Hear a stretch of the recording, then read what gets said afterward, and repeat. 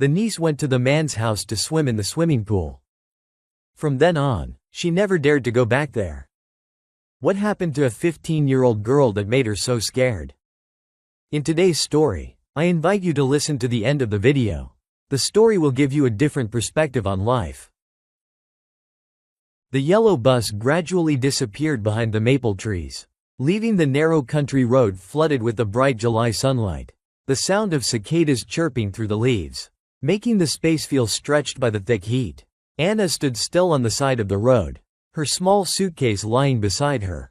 She took a deep breath, feeling the hot, dry air fill her chest. After days of struggling with exams, she was finally free, at least in the way her parents said.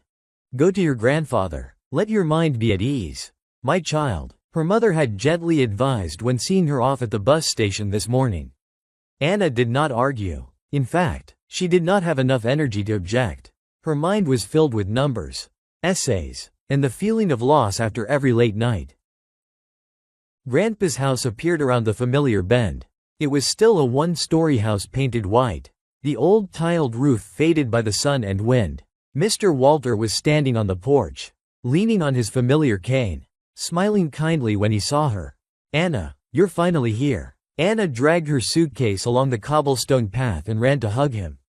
The scent of hay and tobacco wafted through her nose, reminding her of summers she had few memories of. Even though she didn't see him often, the warmth was familiar in its own way. "Are you tired? Come in. I prepared some lemonade for you." "I'm fine. It's been a long drive." They entered the house. The air inside was cooler thanks to the windows that were wide open to let in the breeze. Inside was the same, an old clock ticking slowly on the wall. A few family photos covered in a thin layer of dust, and a bookshelf with hundreds of faded books. The afternoon passed peacefully. Anna sat on the porch, looking out at the small garden behind. Laughter and chatter came from the fence next door. It was the house of Mr. and Mrs. Miller, Walter's close neighbors. Anna glanced over absent-mindedly, catching sight of Mrs. Miller watering the plants. The old woman waved a friendly greeting when she saw her. "You're Anna, right? Finally back to visit your grandfather. Come swim with us when you're free. It's summer. It's a waste not to swim," Mrs. Miller said cheerfully. Anna chuckled, nodding politely. At that time, she hadn't thought much about it. Summer, grandfather, swimming pool, and peace. Everything was pleasant, as if nothing could ruin that picture. The first dinner at his house was simple, just as Anna had imagined. Mr. Walter cooked simply: corn soup, toast, and a few slices of cold meat. The two sat across from each other at the old wooden table that had been scratched over the years. Outside, the sky was getting dark, and the cicadas had not stopped their symphony that had lasted all day. "Have you been living alone since your grandmother passed away?" Anna asked as she tore into a piece of bread. "Yes, it's been 8 years, he smiled, but his eyes held a hint of loneliness. "It was hard to get used to at first, but after a while, it becomes a habit." Anna nodded slightly. Even though she had just arrived, she could easily feel the slow pace of life here. No noise, no rush, only the sounds of nature and silence accompanied her every day. After dinner, Mr. Walter took a book from the shelf for her, a classic detective novel that he often read. The two of them sat on the porch, slowly turning the pages. The summer night was covered with a thin curtain, and the wind carried the sweet scent of freshly cut grass. "Tomorrow, if you like, I'll take you around here. There aren't many places to play, but there's a small stream near the house, so it's nice to take a walk early in the morning," he said as he gently pulled the thin blanket over his legs. Anna just smiled, a sense of security spreading. Being with him, she no longer thought about exams, grades, or the invisible pressures that had weighed her down for months. That night, Anna lay on the small bed by the window, listening to the sound of insects outside. The moonlight filtered through the curtains, painting faint streaks of light on the walls. She sighed softly, feeling her mind calm down for the first time in a long time. Summer here seemed to promise healing. At least, that's what she thought at the time. The next morning, the sun was not yet high in the sky, but the heat had already crept in. Anna sat on the porch steps, enjoying a glass of cool lemonade that Mr. Walter had just made. The morning air was so peaceful that she almost forgot that this place was far from the familiar noisy life in the city. The iron gate next door opened slightly. Anna raised her head and saw Mrs. Miller walking out into the yard. The woman had silver hair tied in a bun, a gentle figure, and was wearing a swimsuit and a light pastel-colored robe. She held a watering can in her hand, leisurely tending to the rose bushes next to the fence. Recognizing Anna's gaze, Mrs. Miller smiled brightly. "You're Anna, right?" she said warmly. "Mr. Walter said you arrived yesterday. I'm Evelyn, and that's my husband, Robert. Nice to meet you." Anna stood up politely and walked over to the fence. "Yes, hello, ma'am, I just arrived yesterday." Mrs. Miller leaned against the watering can and wiped her hands on her apron. "That's great. Summers here can be a little dull for a young person like you. But we have a swimming pool right in the backyard. You can come over anytime if you want. My other grandchildren love to swim there when they visit." Anna was a little surprised. She had never thought of swimming, but the invitation was quite appealing on a hot day like today. That afternoon, Mr. Walter encouraged his niece to go to the Miller's house. "You should get out and get some exercise. Evelyn is a nice person. And Robert, he's a little quiet, but he's a nice guy," he said, smiling. Anna changed into her swimsuit, put on a light shirt, and walked next door. The pool wasn't big, tucked into the shade of the backyard. The Millers were there. Evelyn had towels and juice, and Robert was sitting in a chair reading the newspaper. "You're here," Mrs. Miller called cheerfully. "Make yourself at home." Anna nodded, letting herself fall into the cool water. A pleasant feeling spread throughout her body, washing away some of her initial shyness. While Anna swam back and forth, she felt Mr. Robert take his eyes off the newspaper a few times and glance at her. But the glances were too quick, too light for her to be able to confirm anything. Maybe it was just her imagination, Anna thought to herself, trying to dispel the confusion in her heart. The afternoon passed quite peacefully. Before leaving, Mrs. Miller slipped her a bag of homemade cookies, saying, "Come over tomorrow to play again. Dear, don't be shy." Anna smiled lightly, thanked him, and walked briskly back to her grandfather's house, not knowing that this innocent invitation would be the beginning of a summer that was not as peaceful as she had imagined. The next day, the sun was as hot as ever. Around noon, Mrs. Miller came by again, holding a basket of fresh fruit. "Anna, let's go swimming again today. It's boring to stay indoors in this hot weather," she said, smiling and sweet, without any forcedness. Anna turned to look at her grandfather. Mr. Walter nodded, encouraging. "You should go and relax." Mr. and Mrs. Miller always loved children. There was no reason to refuse. Anna changed into her swimsuit, took a towel, and went to the house next door. This time, she was less shy. Mrs. Miller welcomed her very friendly, and even prepared some chilled orange juice on the table near the pool. Mr. Miller had been there before, still sitting in his familiar chair, his eyes glued to a thick book. When Anna appeared, he looked up, nodded slightly as a greeting. Nothing strange, she felt more secure than the day before. Anna let herself fall into the water. The small waves lapped against the pool, reflecting the sunlight like glitter. She swam back and forth, diving deep into the cool water. All the tension seemed to melt away. Every now and then, Mrs. Miller would chat from the bench by the pool, telling her about the little neighborhood and her grandchildren. Anna responded cheerfully, gradually opening up. The afternoon passed peacefully. As the sun began to set behind the trees, Anna climbed out of the pool, wrapped a towel around herself. She said goodbye to Mr. and Mrs. Miller and headed home, feeling relieved. Everything was completely normal, nothing to worry about, at least, for now. In the days that followed, Anna gradually formed a new habit. In the morning, she walked around the garden with her grandfather, helping him with chores. In the afternoon, when the sun had cooled down a bit, she went to the Miller's house to swim. Strangely enough, she realized that she began to like it.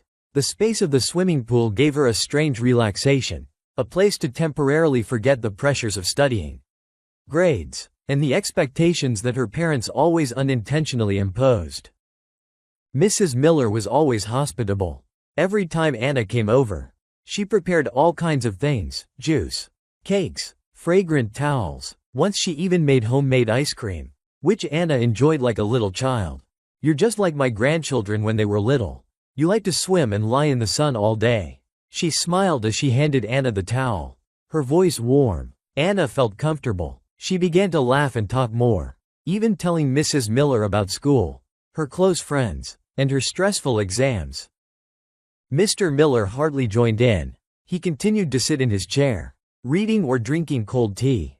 Occasionally, he would look up, nod, or make a simple comment. "She's a good swimmer," he would say, his eyes never leaving the page. Anna didn't pay much attention. Mr. Miller always seemed serious and quiet. Maybe it was just his personality, or so she thought at the time. One day, Anna spent the whole afternoon at the pool.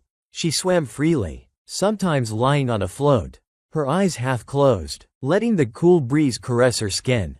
The air was peaceful, the sound of the water gently lapping against the pool's walls creating such a pleasant melody that she almost forgot where she was.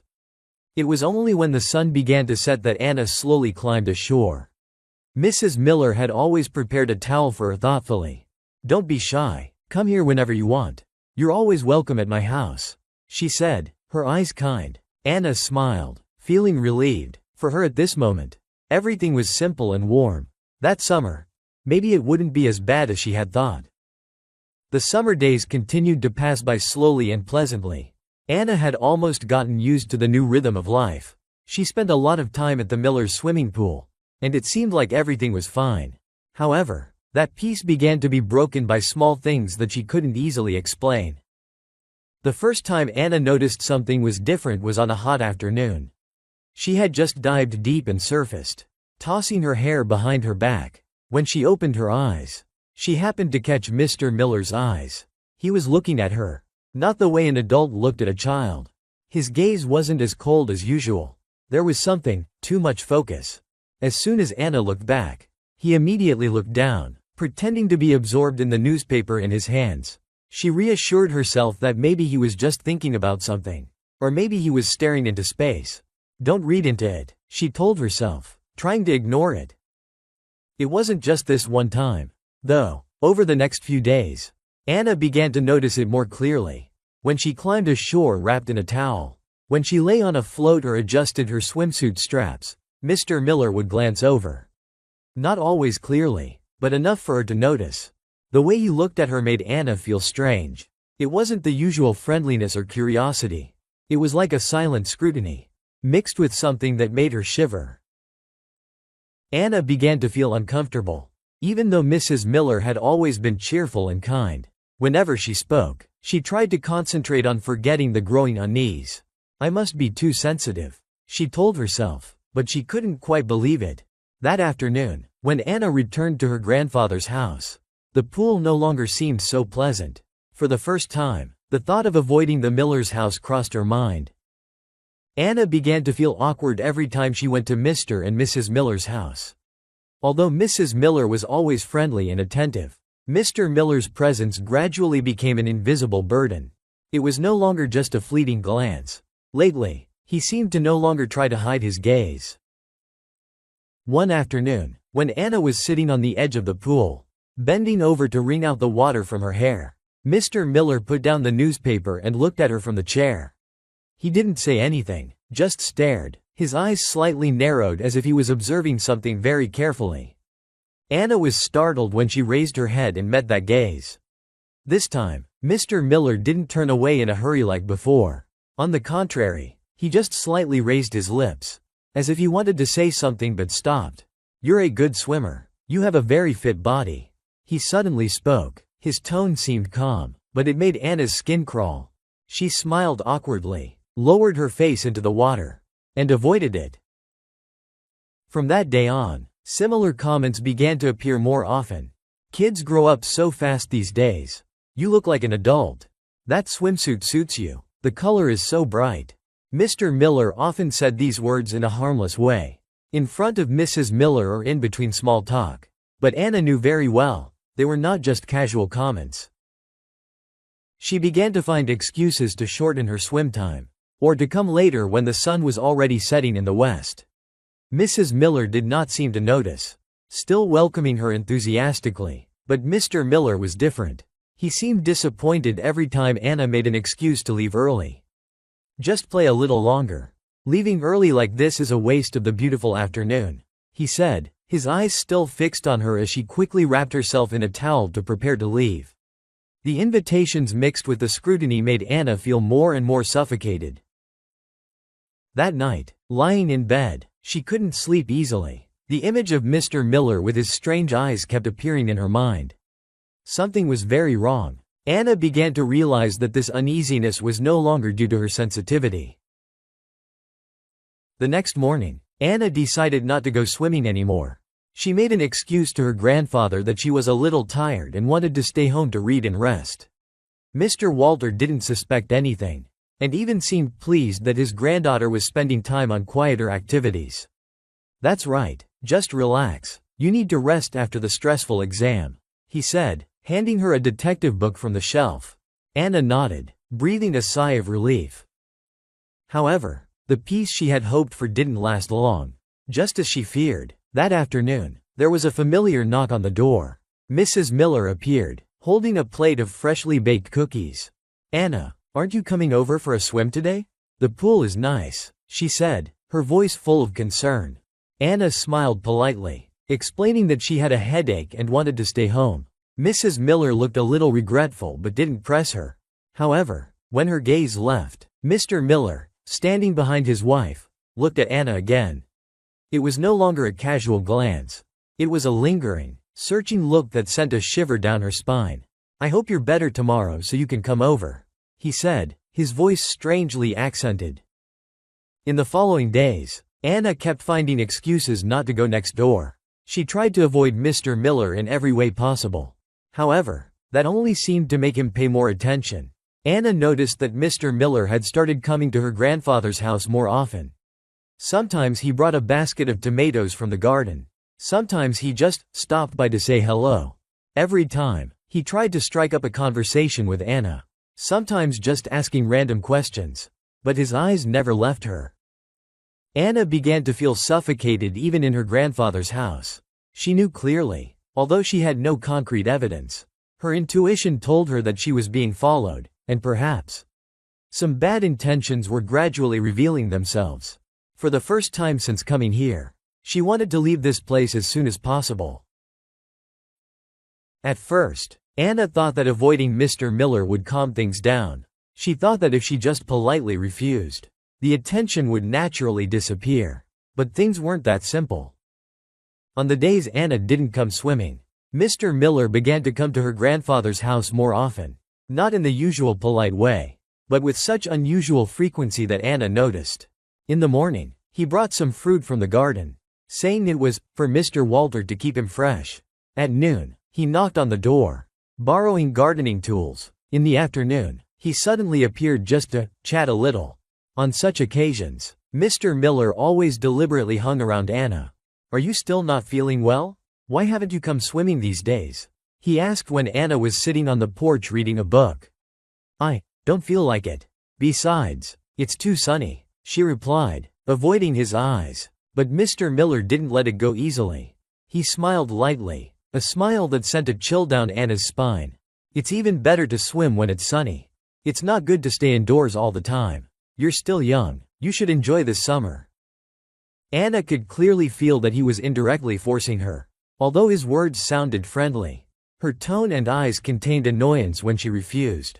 That evening, during dinner, Anna mentioned to her grandfather that Mr. Miller often came to visit. "He's always been like that. Ever since my grandmother was alive. Mr. Miller has always been friendly. Maybe he just noticed that you've just come back and is more concerned," Mr. Walter said, completely without doubt. Anna didn't dare to say it directly. She was afraid of being accused of being suspicious or overthinking. However, things didn't stop there. One afternoon, Anna was helping her grandfather trim the trees in the garden when Mr. Miller appeared again. This time, he didn't beat around the bush. "Come swimming this afternoon, Anna. I just changed the water. It's cool," he said bluntly, his tone almost more of an order than an invitation. I don't think I'll come," Anna replied, her confusion evident. Mr. Miller was silent for a second, staring at her. The atmosphere between them became strangely tense before he smiled wryly and turned away. When Mr. Miller disappeared behind the fence, Anna let out a sigh of relief. But the relief was short-lived. The uneasiness in her heart had now turned into a vague but clear fear. Mr. Miller would not accept her refusal. Since Mr. Miller's annoyance at Anna's refusal to come swimming, the atmosphere between them had changed completely. There were no more gentle invitations or pretended innocence. Instead, there was a stifling awkwardness every time they met. Anna tried to stay out of the porch or the back garden, the places where Mr. Miller was most likely to see her. But in a small town like this, it was impossible to avoid it forever. One day, while she was helping Mr. Walter stack firewood in the backyard, Mr. Miller came over. This time, he didn't come straight in like he usually did, but leaned against the fence, watching Anna from afar. "You've been so busy lately.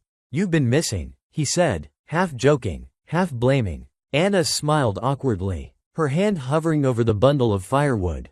"I'm just a little lazy. It's summer," she replied, trying to keep her voice even.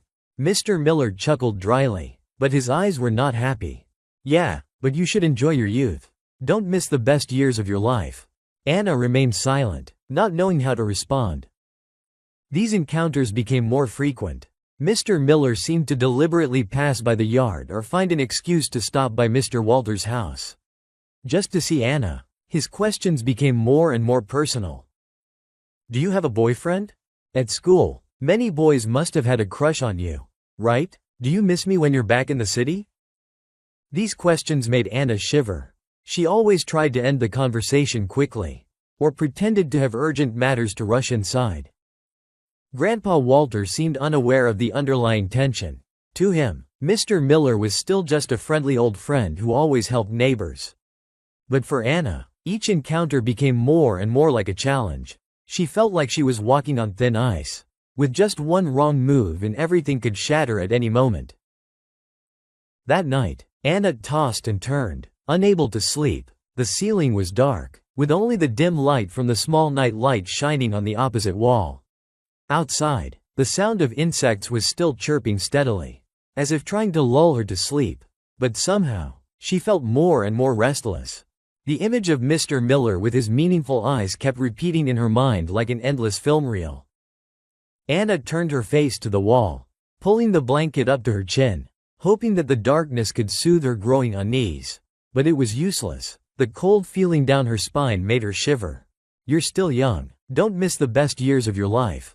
Do you have a boyfriend?" Those words echoed in her mind, not as a harmless question, but as a meaningful suggestion. Anna closed her eyes tightly, trying to push those thoughts out of her head. But deep down, she knew she could no longer convince herself that everything was just her own fault. The next morning, Anna woke up with dark circles under her eyes and a heavy mood. She kept herself busy all day, helping her grandfather tend the garden, reading, even cleaning the house, anything to keep her away from the fence that separated her from the Millers.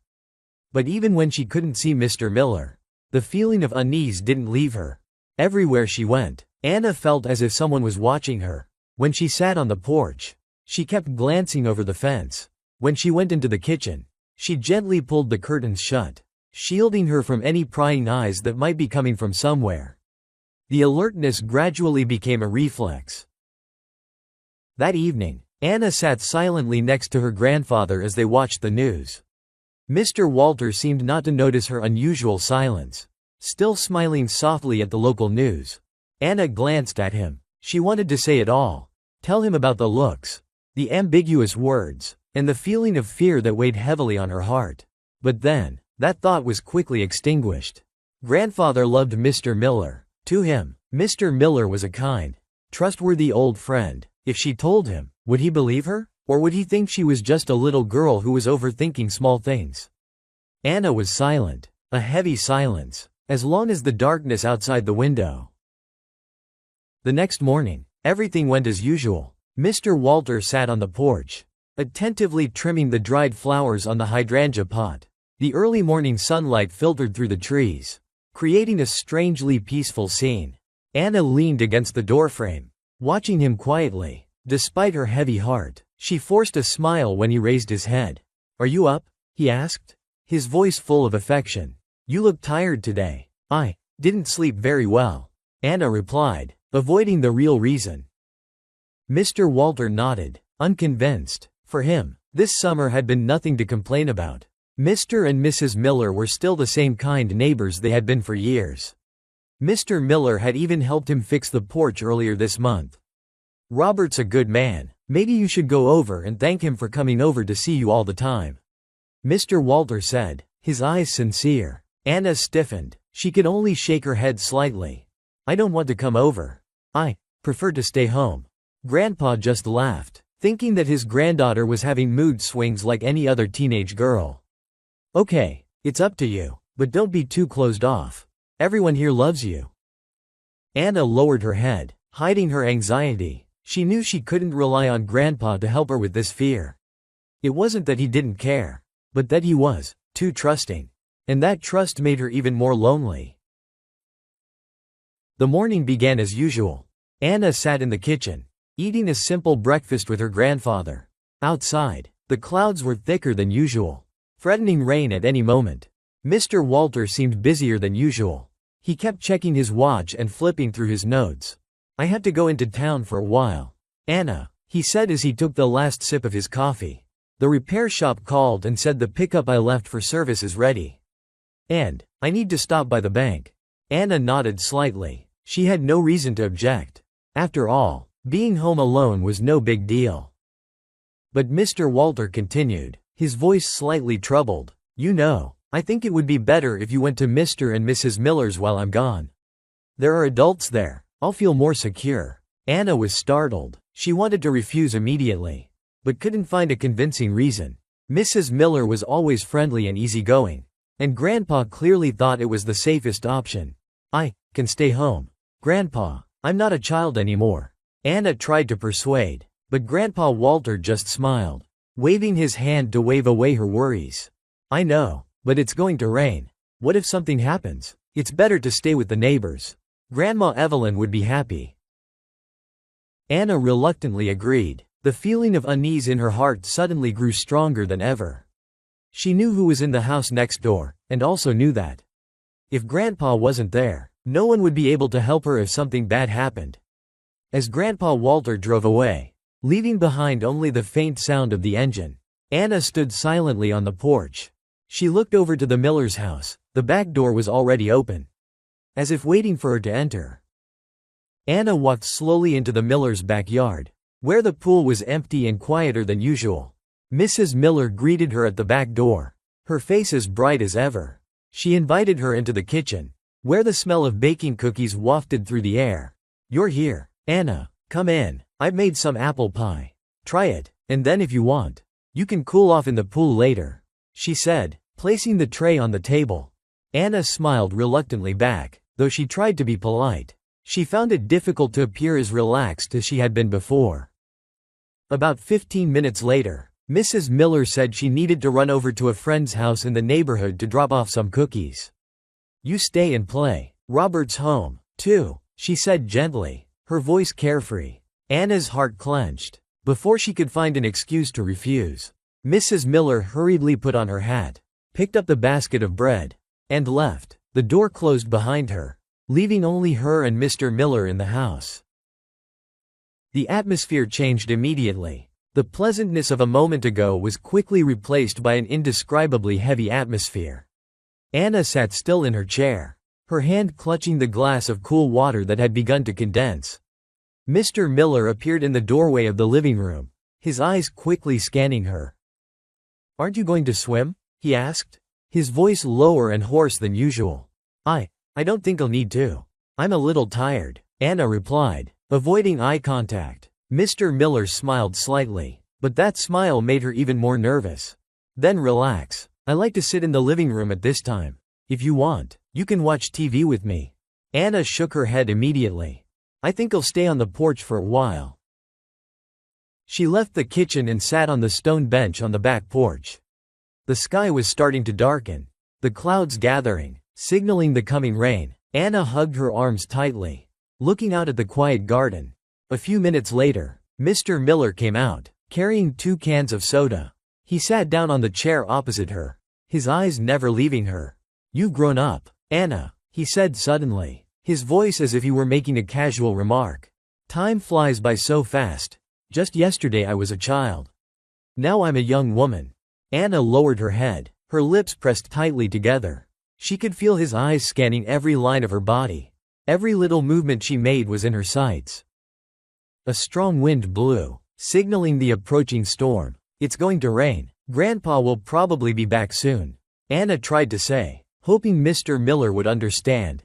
But instead of agreeing, he leaned slightly toward her, a faint smile playing across his lips. "It's okay. Just relax. You don't need to worry so much."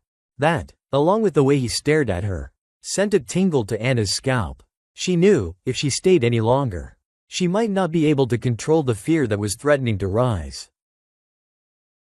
The sky darkened faster than Anna thought.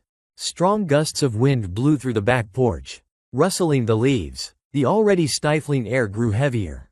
Anna pulled her shawl closer to her, her eyes fixed on the dark clouds rolling in the distance. Mr. Miller remained seated, as if he did not care much about the approaching storm. On the contrary, his gaze grew more and more menacing. "Are you afraid of the rain? Come inside. It's cold outside." His voice was low but clear, like a gentle enticement. Anna swallowed. All her senses were ringing alarm bells. I think I should go home. Grandpa will be back soon." She stood up, unable to hide the tension in her voice. Mr. Miller narrowed his eyes. "Still sitting still. It's raining so hard. Are you planning to run back? It's much safer here." At that moment, the first raindrops began to patter on the eaves. In the blink of an eye, the rain turned into a white curtain of water. Without a second thought, Anna turned and ran into the yard, ignoring Mr. Miller's shouts from behind. "Anna, come back, you'll get wet." But she didn't listen. Her bare feet pounded on the wet ground, slipping a couple of times but still getting up. Her whole body was shaking, both from the cold and from extreme fear. In her mind, there was only one thought: to leave this place. Immediately. The rain poured down, hitting her face and hair, blurring her vision. Anna ran across Mr. Miller's yard, around the fence that led to the main road. Every step seemed to push her further away from that suffocating shadow. She didn't dare look back, didn't dare think about whether Mr. Miller was chasing her or not. If she stopped for even a second, she knew she would break. Tears mixed with the rain. Anna ran and sobbed. She didn't know where to go. She just kept running, until her legs were exhausted. The silhouette of her grandfather's house was still quite far away, but Anna had no intention of stopping. She wanted to run far away as possible from that place. The dark night, the storm, and her own panting were all Anna could feel at the moment. She only knew that she had just escaped something extremely dangerous. On the way home, Walter frowned slightly at the overcast sky ahead. The sudden rain forced him to slow down. Droplets of water splashed against the windshield, the wipers working at full blast but still unable to clear the opaque water. He glanced at his watch. It was later than he had expected. His stay in town had lasted longer than he had wanted. The trouble with his pickup truck had kept him in the garage for nearly an hour. Anna must be sick of the Millers, he muttered, gripping the steering wheel. But as Walter got closer to the familiar road leading home, a vague unease began to creep into his mind. He wasn't sure why. Maybe it was the sudden storm, or the gray, unnaturally quiet landscape of the normally peaceful countryside. Or maybe it was Anna. As he drove, thoughts of his niece kept creeping into his mind. Although Anna didn't say anything explicitly, he could feel the change in her lately. She smiled less, and sat there absent-mindedly when no one was looking. Maybe she's homesick or something. He had been telling himself that for days. But now, in the pouring rain, that excuse suddenly seemed too superficial. As the car turned onto the small road leading to the house, Mr. Walter began to feel really anxious. "We have to get home soon," he muttered, stepping on the gas even though the road was slippery. A sense of urgency rose in him, as if something had happened or was about to happen. He couldn't explain it, but the uneasiness clung to him every second. The car slowed down as Mr. Walter turned onto the narrow road leading to the house.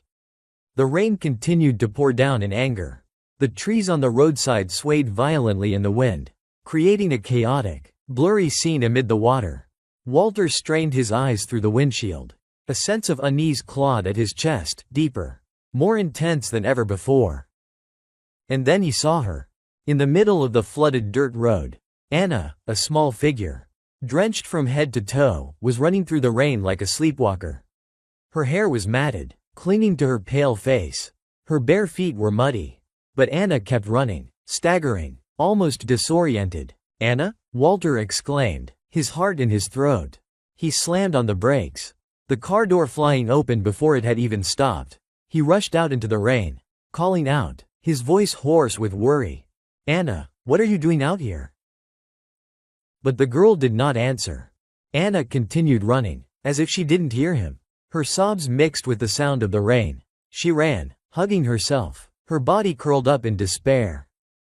"Anna, stop!" Mr. Walter ran after her, trying to catch up with his niece. Finally, he caught up and grabbed her shoulders, turning Anna around. At that moment, Mr. Walter was stunned. Her face was red, her eyes filled with tears and extreme panic.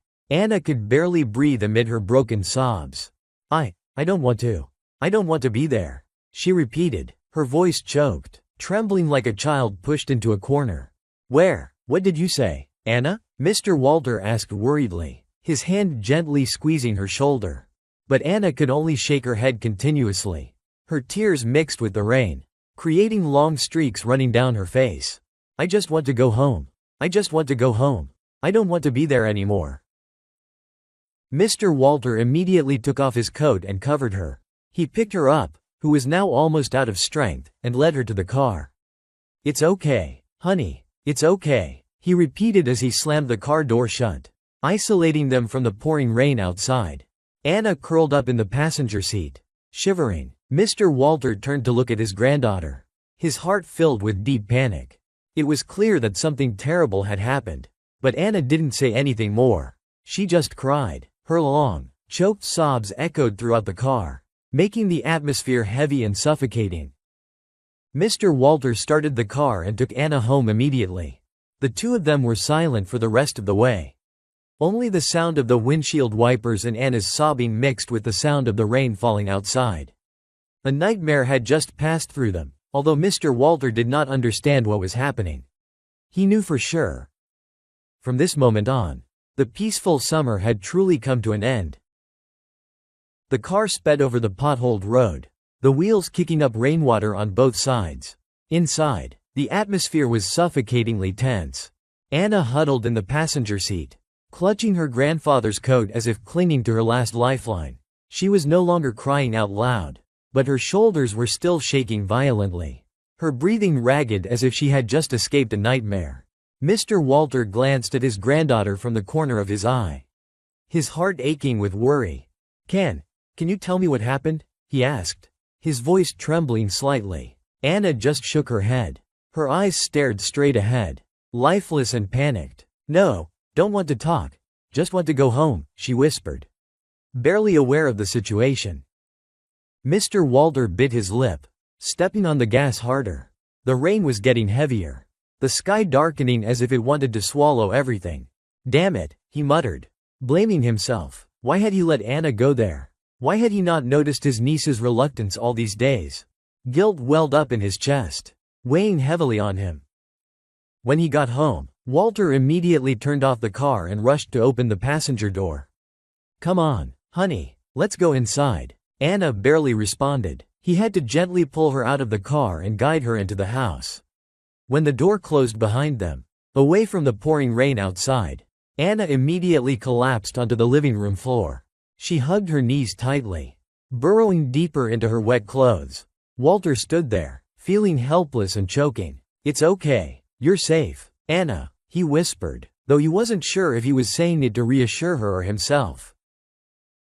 That night, the house, which had always been warm, suddenly became eerily silent. Only the sound of rain pounding on the tiled roof and the small sobs hidden under their thick coats kept them company, the two of them, each immersed in their own worries, but both knowing clearly, everything had changed forever. The small house gradually sank into darkness as the night fell. The rain fell steadily on the tiled roof, occasionally accompanied by the groaning sounds of the wind beating against the windows. In the living room, the lights were turned on, but the pale yellow light made the space even more gloomy instead of cozy. Anna sat silently on the armchair, tightly wrapping the blanket around herself. She curled up into a small mass, looking fragile and lost. Her wet hair fell down, covering most of her face. She said nothing, just sat there, her eyes staring into the void. Mr. Walter, after making a cup of hot tea, gently placed it on the table in front of her. "Have something to drink, to warm yourself up," he said softly, his voice full of concern. Anna shook her head slightly. "I'm not thirsty," she whispered, barely loud enough to be heard over the sound of the rain outside. Mr. Walter sat down on the chair opposite, his hands clasped together nervously. He had been silent since they had returned home, trying to give Anna space. But now, that silence was like an invisible wall, growing higher and higher between them. "Anna," he hesitated, "can you tell me what happened? Even if it's the smallest thing. I just want to help you." The young girl clutched the blanket tighter. Her head was bowed, her shoulders shaking slightly, but there was no answer. No, I don't want to think about it anymore," Anna said, her voice breaking like she was trying to control her panic. Walter felt as if something was squeezing his heart. He wanted to urge, to know, to understand, but the way his granddaughter was curled up as if she was about to break at any moment made him stop. The truth, perhaps, would be much worse than he dared to think. Time passed slowly. The clock on the wall ticked steadily, as if to emphasize the suffocating silence between them. Walter stood up, gathering more blankets and pillows. "If you don't want to talk, that's okay," he said softly. "I just want you to know, you're safe. Here, with me, you'll always be safe." Anna didn't answer. She just pulled the blanket tighter around her, her eyes closed as if to shut out the outside world. That night, Mr. Walter sat by Anna's chair, never leaving her side. Both of them lay awake, each immersed in their own worries. The rain outside seemed tired, starting to ease, only a faint whisper. But even if the rain stopped, the atmosphere in that house could not return to what it had been. Something had cracked, and it seemed it would never be completely healed. The next morning, the rain had stopped long ago. The weak sunlight filtered through the window, illuminating the living room, which was still a little chilly from the night before. Anna was asleep on the couch, the blanket wrapped tightly around her. Her face was tense, even in her restless sleep. Mr. Walter had woken up early. He made coffee, trying to keep things as quiet as possible so as not to wake his niece. But his heart was restless. The questions kept coming back, more pressing and heavy than ever. He decided to call the neighbors. The phone rang a few times. Then Mrs. Miller picked up. "Mr. Walter? It's a beautiful morning, so cool after the rain." Her voice rang through the phone, as light and cheerful as ever. Mr. Walter hesitated. Hello, Evelyn. I got home late yesterday." "Oh." Anna didn't seem too well. She ran back in the rain, and she was all wet. "Oh my." Mrs. Miller looked surprised. "She came back so early?" "I stopped by the neighbor's house for a moment. When I got back, she was gone." Mr. Walter paused. "And, what about Mr. Robert? Was he home?" Yes, but he must have been in his office." Mrs. Evelyn answered, her voice calm. "Everything was fine. Poor girl. She must have been bored and left when it started to rain." Mr. Walter gripped the receiver. There was nothing in Mrs. Miller's voice that made him think she noticed anything unusual. No worry, no question about Anna, not even a hint of guilt. The conversation ended quickly. Mrs. Miller wished Anna well and promised to bring the cake another day. When Mr. Walter put down the phone, a chill ran down his spine. Everything on the Miller side of the house was strangely normal.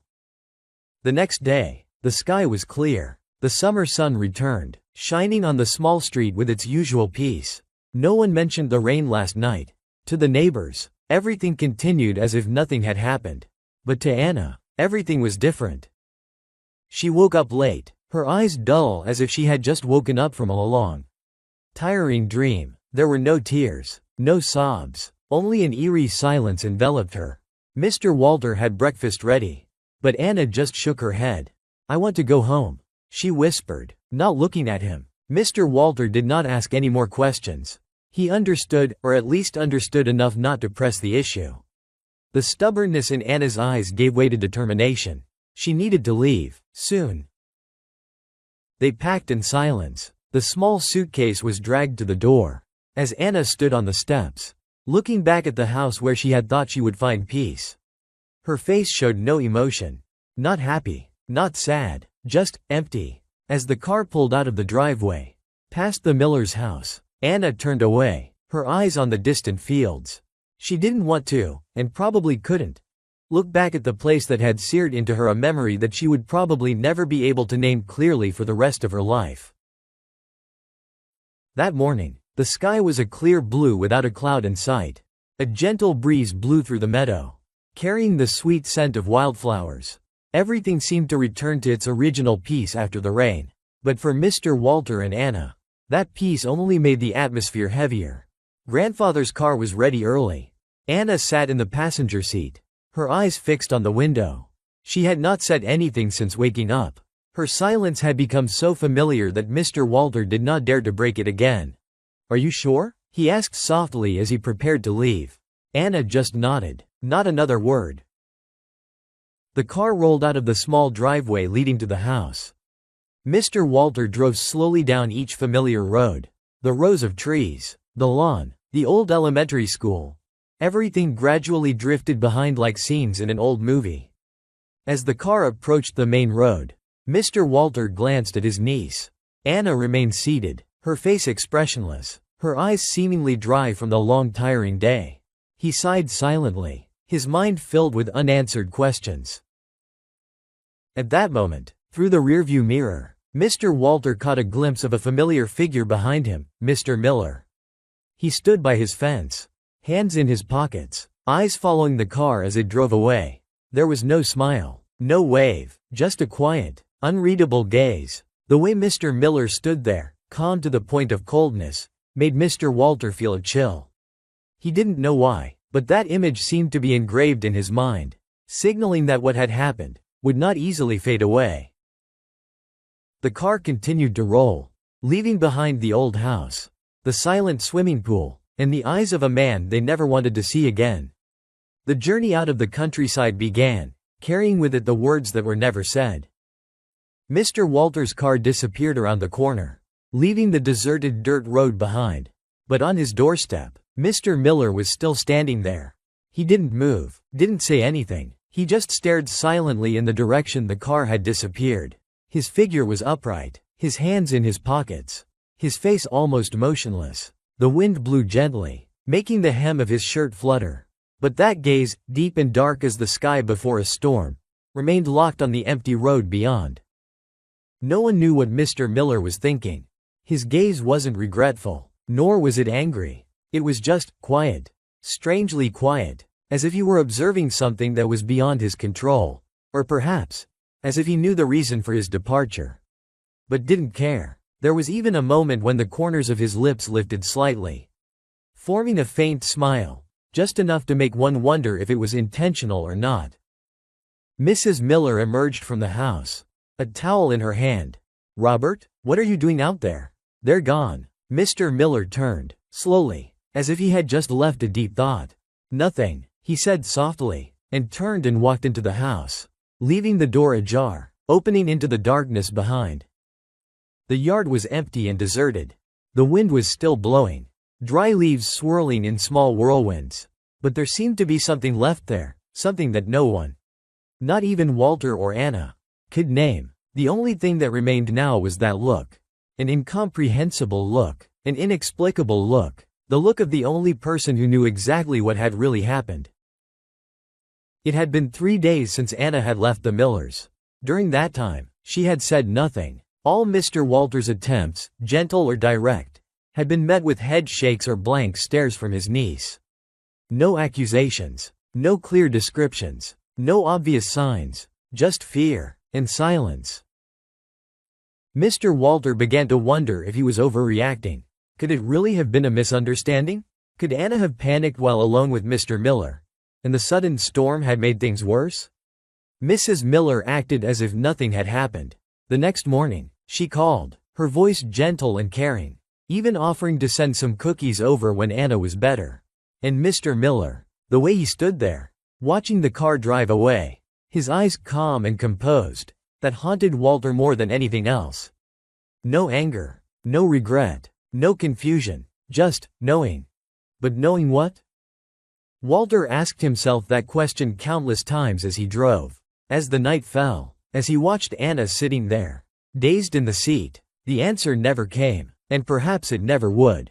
Anna remained silent. She did not want to tell. Or rather, could not tell. Maybe what had happened was too vague, too subtle to name, or too terrible to recall.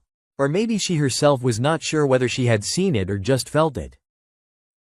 That afternoon, as the car crossed the town line and Anna turned back one last time, at the distant hills and the old White House hidden behind the trees, she had said only one thing since it had all ended.